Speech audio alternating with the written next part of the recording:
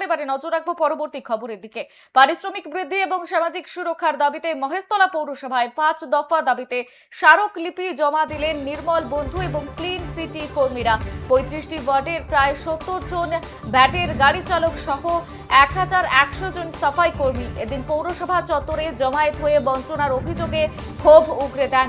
পৌরসভার চেয়ারম্যান উপস্থিত না থাকায় ভাইস চেয়ারম্যান আবু তালেব মোল্লার হাতে ডেপুটেশন তুলে দেওয়া হয়। কর্মীদের মূল দাবিগুলি ছিল একাধিক। যেমনটা জানাচ্ছিলাম, এই মুহূর্তে মহেশতলার দিকে নজর রয়েছে। বেতন বৃদ্ধি এবং সামাজিক সুরক্ষার দাবিতে এই মুহূর্তে উত্তাল মহেশতলা। পৌরসভার স্মারকলিপি জমা দিলেন সহস্রাধিক সাফাই কর্মী।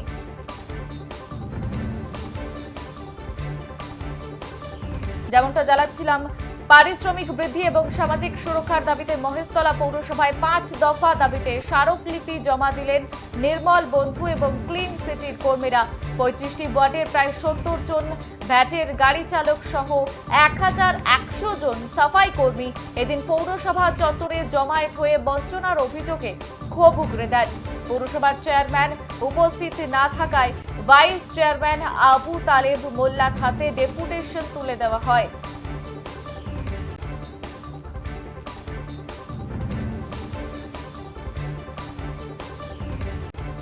এ বিষয়ে বিস্তারিত জানবো। আমাদের সঙ্গে টেলিফোন লাইনে রয়েছে আমাদের প্রতিনিধি গোপাল শীল। গোপাল, আজকের এই যে ডেপুটেশন কর্মসূচি, কর্মীদের কি কি দাবি ছিল মূলত আজকে? দেখো বর্ষা, তোমাকে বলে রাখি, সরকারের পরিবর্তন ঘটেছে। বিগত সরকার চলে গেছে, বর্তমান বিজেপি সরকার।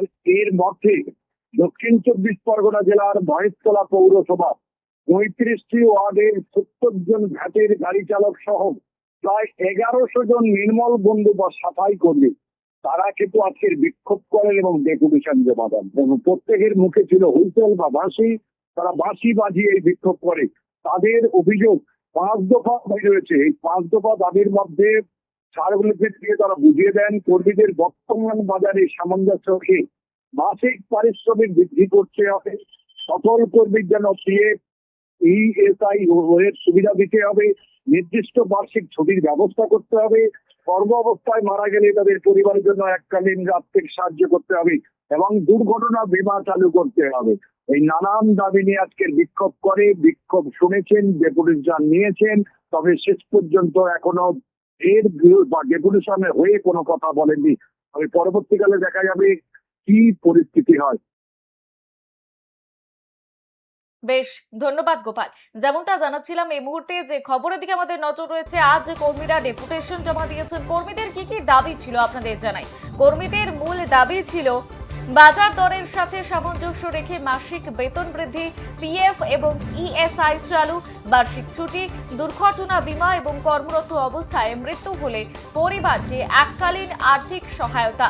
ভাইস চেয়ারম্যান দাবিগুলি বিবেচনার আশ্বাস দিলেও কর্মীদের হুঁশিয়ারি, দ্রুত সমাধান না হলে আগামী দিনে আরো বৃহত্তর আন্দোলনের পথে হাঁটবেন তারা, এমনটাই তারা হুঁশিয়ারি দিয়েছেন।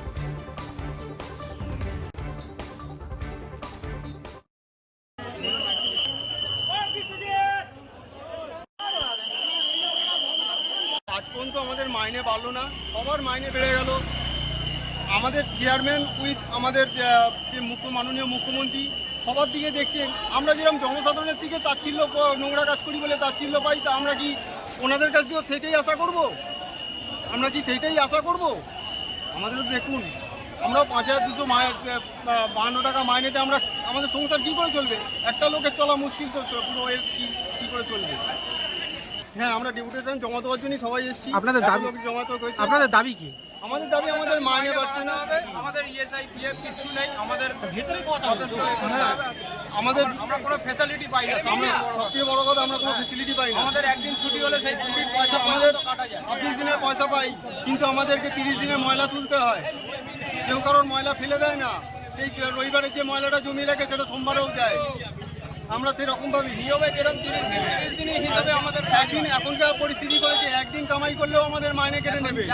তারপরে নৌকা ঘাটে নির্মল বন্ধুরা, তাদের তো মাইনে কোনো নেই, কোনো ডাক্তারের কোনো কিছু হয় না, কিছু শরীর খারাপ হয়ে গেলে ওই নিজেদের পয়সা দেখতে হবে, কোনো সুবিধা নেই।